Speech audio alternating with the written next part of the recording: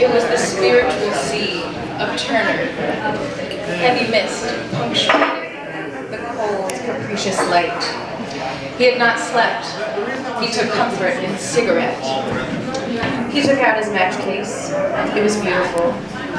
22-karat gold, hammered, soft gold.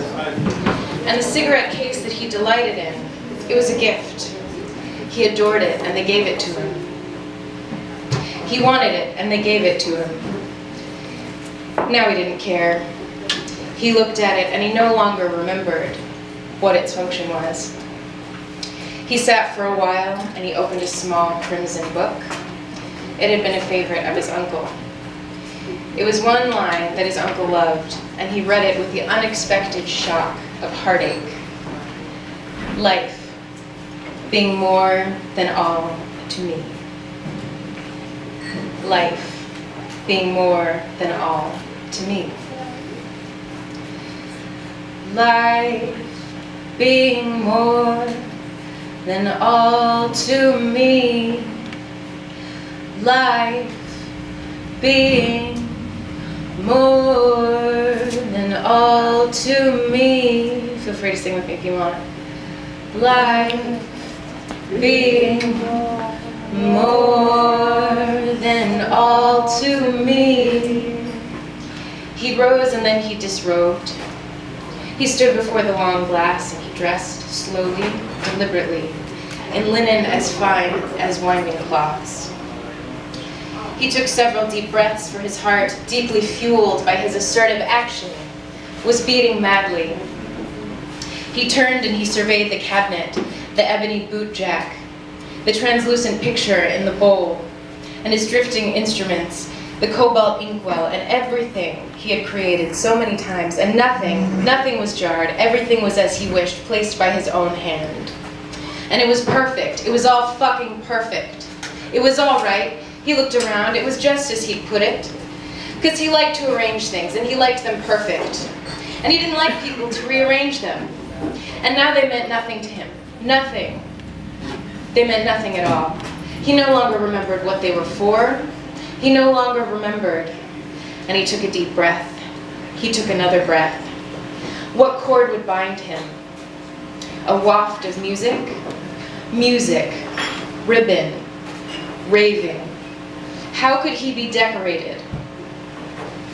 A pair of clever wings fashioned in gold. An ancient garment. A remnant of a child's coat dissolving in a vat of tears.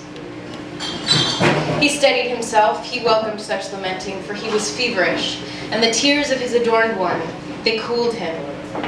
She wouldn't stop crying. He loved her, but she wouldn't stop crying. She wouldn't stop crying, and it drove him crazy. He just wanted her to smile. He wanted to see her laugh.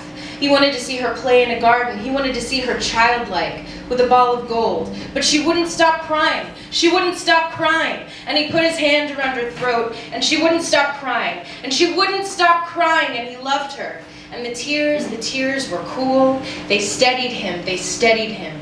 And he, the sea, God the sea turned around him. He was being given to the sea, a mid-size release. And for a brief moment, he mounted the wave. He mounted the wave and he mourned the luster of his own hair, his precious head of curls, treasured by his mother. Mother, I gave you everything. I did what I could. Mother, I prayed for you. Mother, I knelt at the altar with the priest. Mother, I was a good boy. I was good for you. I was good for you.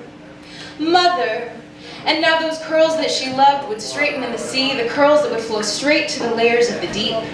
Until the cycle complete, he would be free. He would be free. He would be free. The crux of his own desire. And the shirt sleeves of his white shirt billowed. He addressed the foam. Purity in the arms of a child. Purity is a smothered lamb, is a crushed joy, a child. Purity in the arms of a child. Purity is a crushed lamb, is a smothered joy. Purity is a crushed lamb. and the sheets billowed, and the sleeves of his shirt billowed, and for one moment he saw the foam mountain mushroom, a torso of cloud that hardened, a pedestal composed of the element, and he opened his shirt, for he desired nothing more than to stretch his arms, to stretch across and be absorbed, to be absorbed by God, and his blood was sounding, and his ears were ringing, and he was disconcerted and more than a little annoyed that he had been weeping. Thank you.